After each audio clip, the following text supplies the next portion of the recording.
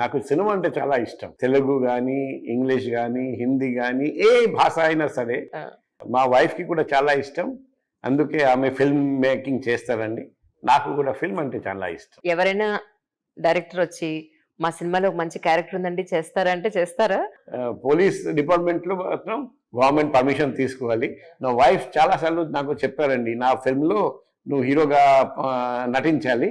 నేను చెప్పాను, నాకు టైం దొరకదు, గవర్నమెంట్ కూడా పర్మిషన్ ఇవ్వరండి. ఆఫ్టర్ రిటైర్మెంట్ ఏదైనా సాధ్యం. రిటైర్మెంట్ లైఫ్ ఏమైనా ప్లాన్ చేస్తారా సార్? నా అమ్మాయి, చిన్న అమ్మాయి అప్పుడప్పుడు నాకు చెప్తూ ఉంటారండి, పాప నాకు కాన్ఫిడెన్స్ రావట్లేదు, మంచి డాక్టర్గా నేను చేయలేను పాప అని చెప్తే, ఇబ్బంది పడకు, రిటైర్మెంట్ అయిన వెంటనే నేను నీతో పాటు ప్రాక్టీస్ చేస్తానని చెప్పాను. సో మెడిసిన్ అంటే చాలా ఇష్టం. ఆఫ్టర్ రిటైర్మెంట్ యాజ్ డాక్టర్గా మళ్ళీ పనిచేయడం మొదలు పెడతాను. That's amazing sir, really. అంటే టైర్డ్ అయిపోలేదు మీరు అసలు ఇన్నేళ్ల జర్నీలో? మీరు ఎప్పుడు లేదు, నాకు ప్రతి నిమిషం బతకాలి, ప్రతి నిమిషం ఏదో ఒకటి చెయ్యాలి. సడన్గా మన జీవితం ఆగిపోతుంది, ఎప్పుడు ఆగిపోతుంది మనకు తెలియదు.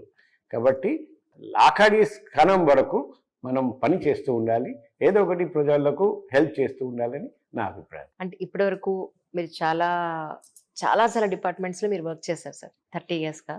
మీ మనసుని బాగా బాధ పెట్టిన సందర్భం కానీ, లేదా మనసుకి చాలా హ్యాపీగా అనిపించింది, రెండు సందర్భాలని మాకు ఒకసారి. 2007 25th August ఆ రోజు ఒక పెద్ద సంఘటన జరిగింది. నాకు రెండో జన్మం లభించింది. ఆ రోజు నేను నా ఫ్యామిలీతో కలిసి లుంబిని పార్క్ వెళ్ళాను, హైదరాబాద్. అప్పుడు నేను హైదరాబాద్లో ఒక బెటలియన్ ఉంది, ఇంకొక బెటలియన్ సైబరాబాద్లో ఉంది. హైదరాబాద్లో ఉన్న యూసుఫ్గూడ బెటలియన్ ఫస్ట్ బెటలియన్ కమాండెంట్గా పనిచేస్తూ ఉండగా ఆ రోజు శనివారం సాయంత్రం ఫ్యామిలీని తీసుకుని లుంబిని పార్క్ వెళ్ళాను. అప్పుడు తెలిసింది అక్కడ ఒక లేజర్ షో ప్రతిరోజు సాయంత్రం 7 గంటలకు మొదలవుతుంది. వెళ్ళేసరికి 7:15 అయింది. పోయి చూస్తే ఒక్క సీట్ కూడా ఖాళీగా లేదు. ఓన్లీ ఒక పర్టికులర్ రోలో దాదాపు 10-12 సీట్స్ ఖాళీగా ఉన్నాయి. నేరుగా పోయి లాస్ట్ 4 సీట్స్ మీద కూర్చున్నాం. సడన్ గా నెక్స్ట్ 5 minutes లో ఒక పెద్ద శబ్దం వచ్చింది, bomb blast, Lumbini park bomb blast. మీరు అక్కడే ఉన్నారా? అవునండి. తర్వాత తెలిసింది ఆ టెర్రరిస్ట్ అక్కడే, ఎందుకు ఆ సీట్స్ ఖాళీగా ఉండేవి, ఆ టెర్రరిస్ట్ అక్కడికి వచ్చి కూర్చున్నారండి, అక్కడే కూర్చున్నారండి. తర్వాత లేజర్ షో మొదలైన తర్వాత ఆ బాంబులు ఆ సీట్ కింద పెట్టేసి వాళ్ళు వెళ్ళిపోయారండి. సేఫ్ డిస్టెన్స్ వెళ్ళిపోయిన తర్వాత త్రూ రిమోట్ అది బ్లాస్ట్ చేశారండి. అందుకే సీట్స్ ఖాళీగా ఉండేవి, మాకు తెలియదు అప్పుడు. Oh my god. ఆ 4 సీట్ కింద బాంబు పెట్టలేదు, మిగిలిన 8 సీట్స్ ఖాళీగా ఉంచాము కదా, అక్కడ బాంబ్స్ ఉండేవి. ఆ బాంబు కూడా డైరెక్షన్ వెనకల, ముందర, ఈ సైడ్, ఈ అంత ఏరియాలో అక్కడ ఉన్న వ్యక్తులు తర్వాత మరుక్షణంలో చూస్తే తల కూడా పోయింది. అటువంటి పరిస్థితి, 12 మంది చనిపోయారండి. ఇమీడియట్గా తొక్కిసలట జరిగింది. నా వైఫ్, పిల్లలు, మిగతా ప్రేక్షకులు అందరూ పారిపోయారండి, నేను తప్ప. నేను అప్పుడు కాపాడండి, హెల్ప్ అని అరుస్తే మేము 1 by 1 తీసుకొచ్చాము బయటికి. అప్పుడు నన్ను చూసి ఇంకా 2-3 వచ్చారండి. చాలా మందిని ఆ రోజు నేను కాపాడాము. తర్వాత కేర్ హాస్పిటల్ వెళ్ళి అక్కడ డాక్టర్గా ఆపరేషన్ థియేటర్కి వెళ్ళి ట్రీట్మెంట్లో కూడా పాల్గొని చాలా మందిని కాపాడాము. ఆ రోజు నిజంగా చాలా మందికి హెల్ప్ చేయగలిగామని నాకు ఆ ఫీలింగ్ వచ్చింది. చాలా హ్యాపీ ఫీల్ అయ్యాను ఆ రోజు. అదొకటి సార్, మీరు ఆ ప్లేస్ లో ఉండడం, మీరందరూ సేఫ్ గా బయటికి రావడం, సేఫ్ గా. Oh my god, really blessed sir, really. తర్వాత అందరూ చెప్పారండి, ఎందుకు అందరూ పారిపోయారు తెలుసా, ఎందుకంటే రిపీట్ బ్లాస్ట్ అవుతాయని అందరూ పారిపోయారు, నువ్వు ఎందుకు ఉండిపోయావు. కరెక్ట్. నేను చెప్పాను, భగవంతుడు చూస్తారు, నేను బతకాలా చనిపోవాలా భగవంతుడి ఇష్టం.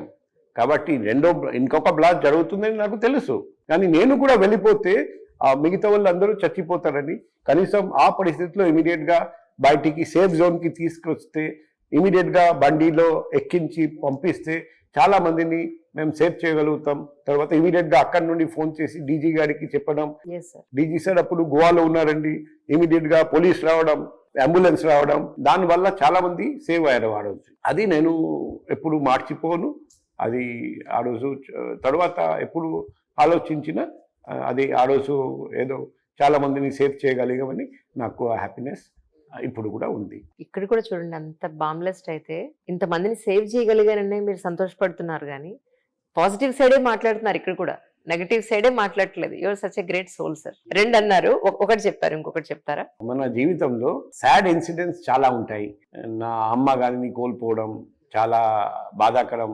నాకు అప్పుడప్పుడు అనిపిస్తుంది, అమ్మ గారిని హైదరాబాద్ తీసుకుపోయి ట్రీట్మెంట్ ఏర్పాటు చేయగలిగితే, లేకపోతే ముంబై తీసుకెళ్ళి ట్రీట్మెంట్ ఏర్పాటు చేయగలిగితే perhaps I would have been able to save her అని అప్పుడప్పుడు అనిపిస్తుంది. కానీ ఒకసారి పోతే మళ్ళీ తిరిగి రాదు. సో ఆ ఒక ఫీలింగ్ ఎప్పుడు ఆలోచించినా చాలా బాధ కలిగిస్తుంది. ఎలా సార్, ఏదైనా హెల్త్ ప్రాబ్లం వచ్చి కాలం చేశారా? ఆ అమ్మగారికి సడన్గా స్ట్రోక్ వచ్చింది, బ్రెయిన్ స్ట్రోక్. తర్వాత 11 months వరకు లెఫ్ట్ సైడ్ పూర్తిగా పారాలిసిస్, మాటలు రాలే, తినలేకపోయారు 11 months. తర్వాత మళ్ళీ సెకండ్ స్ట్రోక్ వచ్చి హైపోటెన్సివ్ షాక్. ఫైనల్గా 2 చేతులు 2 కాళ్ళు గ్యాంగ్రీన్ అయి చాలా సఫర్ అయ్యారండి. ఎవరికి ఆ సఫరింగ్ రాకూడదు అని అది ఒక బాధాకరంగా ఉంది. మీరు ఎంత సింపుల్సిటీ మెయింటైన్ చేస్తున్నారంటే మీ డ్రెస్ కూడా 3 రంగులు వచ్చేసింది. మీ కొత్త యూనిఫామ్ కూడా మీరు కుట్టించుకోవట్లేదు. ఎందుకని సార్? ఎందుకు ఇంత సింపుల్సిటీ? ఏం చూసి మీరు ఇలా మారిపోయారు? ఫ్రమ్ ద బిగినింగ్ నుంచి ఇలాగే ఉన్నారా? ఈ జీవితంలో ఏమీ శాశ్వతం కాదని నాకు నా డ్రెస్ గురించి కూడా ఎప్పుడు పట్టించుకోలేదు. మా చుట్టూ ఉన్న ప్రతి వ్యక్తి హ్యాపీగా ఉండాలి, క్షేమంగా ఉండాలి, దాని గురించి మేము ఆలోచిస్తాం. కానీ శతకోటి నమస్కారాలు. మిమ్మల్ని ఈరోజు కలవడం భగవంతుడు నాకు ఇచ్చిన గొప్ప అదృష్టంగా భావిస్తున్నాను. You're such a great soul sir, really. Thank you. మా వైఫ్ కూడా, నేను చెప్తాను వైఫ్కి, నా ఫోన్ నంబర్ పబ్లిక్కి ఇచ్చాను. రాత్రి అంతా నాకు ఫోన్ వస్తూ ఉంటుంది. నా వైఫ్ భరిస్తున్నారు. సో నా వైఫ్కి చెప్తాను, you are a great soul, లేకపోతే వేరే వాళ్ళు అయితే డైవోర్స్ ఇస్తారు. మీ వల్ల నాకు రాత్రి నిద్ర రాదు, నేను ఆఫీస్కి వెళ్ళిపోయిన తర్వాతనే నా వైఫ్ నిద్రపోతారు. Helpful and she is also very kind hearted soul. లేకపోతే షీ వుడ్ నాట్ హ్యావ్. ఇది భరించడం చాలా కష్టం.